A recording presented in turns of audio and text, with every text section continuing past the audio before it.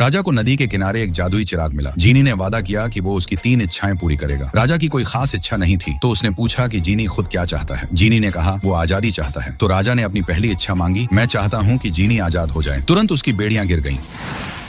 खुश होकर जीनी ने बाकी इच्छाओं के बारे में पूछा, लेकिन राजा को कुछ नहीं चाहिए था, इसलिए उसने अपनी दूसरी इच्छा भी जीनी को दे दी ताकि वो तीसरी इच्छा भी खुद पूरी कर सके। फिर उसने पूछा, अब वो अपनी आजादी के साथ क्या करना चाहता है। जीनी ने कहा, सच्चा प्यार। राजा हंस पड़ा और बोला, मेरे साथ महल चलो, वहाँ सुंदर औरतों की कोई कमी नहीं है। उसने उसका परिचय अपनी बेटी स्नो वाइट से और रानी रेजना से कराया। एक ही पल में जीनी समझ गया, यही उसका प्यार है। जन्मदिन के भोज में राजा ने घोषणा की कि स्नो वाइट भगवान का दिया हुआ उपहार है। उसे देखकर उसे अपनी दिवंगत रानी की याद आती है और वही दुनिया की सबसे सुंदर महिला है। रानी रेजना एक कोने में बैठी टूटे दिल के साथ वहां से चली गई। जीनी उसके पीछे गया। रानी सेब के पेड़ को देख रही थी और बोली, वो भी उसी की तरह है, हमेशा के लिए महल के पिंजरे में कैद। जीनी सब समझ गया। उसका दिल जीतने के लिए उसने उसे एक आईना दिया और कहा, तुम दुनिया की सबसे सुंदर महिला हो। अगले दिन